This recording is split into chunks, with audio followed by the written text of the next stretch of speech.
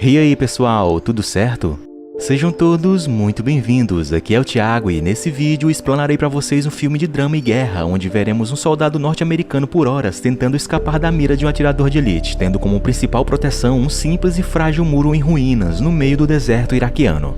O filme da vez se chama Na Mira do Atirador. A premissa do filme se passa no ano de 2007, no final de uma guerra dos Estados Unidos com o Iraque. Dois oficiais do exército norte-americano são enviados para uma missão de investigação sobre estranhas mortes em um local remoto do Iraque.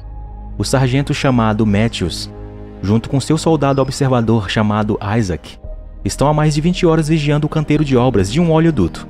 Eles observam que há 8 vítimas, 6 operários e 2 seguranças. Depois de todo esse tempo de observação e nenhum movimento acontecer, o sargento Matthews fica impaciente e acredita que não há inimigos lá, deduzindo que os soldados iraquianos devem ter recuado após o ataque. Essa dedução ele se baseia no arranjo dos cadáveres de trabalhadores da construção e soldados espalhados pelo local. Isaac, no entanto, não concorda em acreditar, achando que este pode ter sido o trabalho de um franco-atirador muito proficiente e que ele ainda pode estar lá fora esperando para atirar. Isaac também acredita que eles podem estar lidando com Juba, um infame atirador iraquiano de tiro certeiro. Mas Matthew descarta isso, dizendo que nenhum atirador iraquiano pode ser tão bom assim. Depois de mais algumas horas, a inquietação de Matthews está chegando ao seu pico e ele está prestes a sair de sua posição e ir para o local averiguar de perto.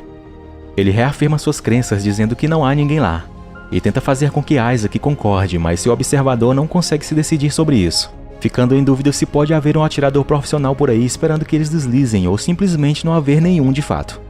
Finalmente, o sargento Matthews decide sair de seu esconderijo e vai para o canteiro de obras a fim de investigar o local de um ponto de vista mais próximo, e em seguida obter um dos rádios de um dos soldados americanos já falecidos. O sargento fala para Isaac lhe dar cobertura durante seu movimento lá embaixo. Enquanto ele vigia suas costas, Matthews entra em campo com sucesso. Porém, Isaac perde os olhos nele por um momento quando sua mira fica embaçada. Matthews o repreende por ainda não tê-lo substituído, indicando que esse escopo específico já havia apresentado defeito antes. Então Isaac o lembra que ele pertenceu a um ex-camarada já falecido em combate chamado Jean, e tem um valor sentimental para ele. Matthews diz a ele que é uma coisa ruim ficar carregando a luneta de um morto. Durante a investigação dos corpos no campo, Matthews fica perturbado quando percebe que os homens mortos sofreram tiros na cabeça, um sinal de que eles foram realmente atingidos por um atirador. Matthews tenta determinar de que direção as balas vieram, mas Isaac diz a ele para dar o fora de lá. Porém, infelizmente é tarde demais e Matthews é atingido pelo atirador invisível. Isaac corre para tentar salvá-lo, mas é atingido algumas vezes, porém, por sorte, nenhum tiro letal. Então ele consegue encontrar refúgio atrás de um pequeno muro em ruínas. Uma vez atrás da parede, ele amarra um torniquete em torno de seu ferimento de bala na perna direita para parar o sangramento e depois tenta usar o rádio para falar com a base e serem extraídos do local. Mas ele descobre que infelizmente o atirador conseguiu acertar na antena, causando assim dano ao rádio e impossibilitando de conseguir qualquer contato. Mais tarde, Matthews tem a ideia de pegar seu rifle e tentar atirar no atirador, apesar dos avisos de Isaac de que com isso ele pode ser morto na hora, antes mesmo de conseguir dar qualquer tiro. No entanto, Isaac percebe que ele desmaiou devido à grande perda de sangue que teve. Nesse momento, Isaac usa esse tempo para remover a bala de sua perna e limpar a ferida, porém logo em seguida ele também desmaia de exaustão. Logo depois ele é acordado ao receber uma comunicação de sua base em seu transmissor. Ele então relata sua terrível situação e solicita extração médica para si e Matthews. No entanto, Isaac, no desenrolar da comunicação, fica desconfiado quando o despacho pede para que ele se exponha atirando em pé, para que eles possam determinar sua localização. Isso, claro, seria uma tolice, pelo fato de Isaac nesse momento estar na mira de um atirador, e também porque não era nenhum tipo de protocolo que ele conhecia. Quando então Isaac ouve uma falha no sotaque do despacho e ele percebe que na verdade era o atirador quem estava falando com ele, que pegou o acesso à sua frequência de rádio e estava tentando enganá-lo para que ele revelasse sua exata localização.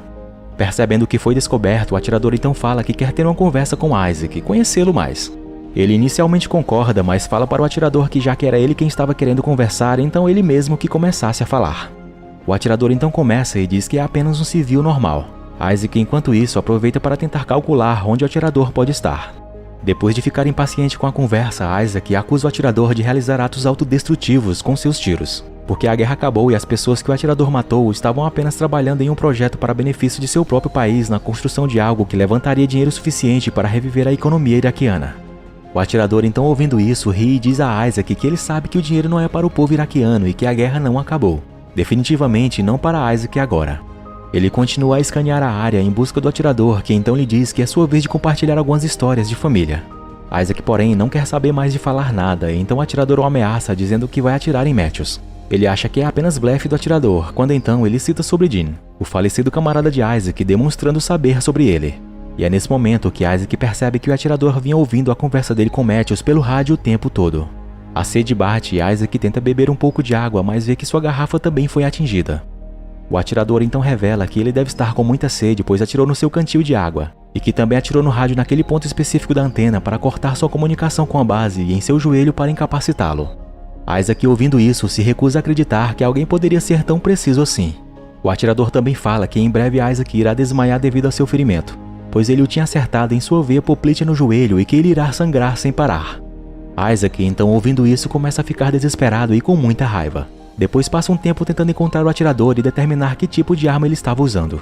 Em certo ponto, ele chama o atirador de terrorista, que acha isso irônico, pois era Isaac quem estava no país de outra pessoa atacando-os naquele momento. Em meio à conversa, a certo ponto, Isaac consegue ouvir um ruído de algo como que um latão de ferro batendo.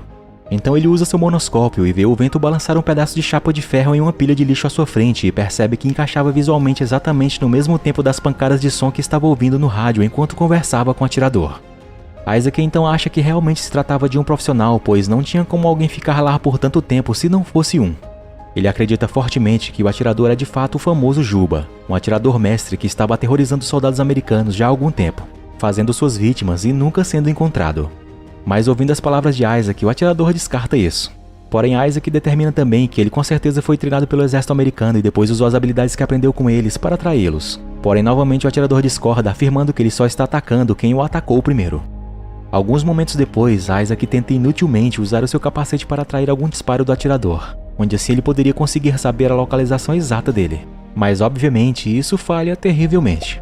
O tempo passa e em certo momento ele se arrisca, aproveitando um breve levantar de poeira, e tenta chegar a um dos cadáveres dos soldados para pegar o seu radiocomunicador, água e algo para comer. Isaac tenta voltar e vemos aqui claramente que o atirador realmente só está tendo aquilo somente como um jogo, pois tem ele na mira e não dispara para acertá-lo, e sim somente para aterrorizá-lo. No tiroteio, parte do muro cai e o monoscópio é destruído ainda mais, o que faz o atirador zombar dele. No entanto, em meio à zombaria, Isaac recebe a estática do transmissor de Matthews e percebe que ele não só está vivo, como também acordado. Isaac então diz a Matthews que o atirador está no lixo a uns 1.500 metros e lhe passa as coordenadas. Ele tenta distrair o atirador enquanto Matthews tenta se aproximar de sua arma para depois determinar a localização dele. A poeira começa a cobrir o local em que Matthews está e ele usa essa oportunidade, alcança seu rifle e tenta atirar às cegas na pilha de lixo, mas seus esforços são inúteis, pois o atirador devolve o fogo acertando-o no ombro esquerdo e depois o acertando fatalmente na parte de trás da cabeça enquanto tentava desesperadamente rastejar para onde Isaac estava. Já sem esperanças, Isaac grita dizendo que quer ir para casa. O atirador então diz que o deixaria ir, porém ele mesmo é que não quer ir, pois ainda estava ali mesmo sabendo que a guerra tinha acabado, e pergunta novamente o porquê ele estava naquele lugar.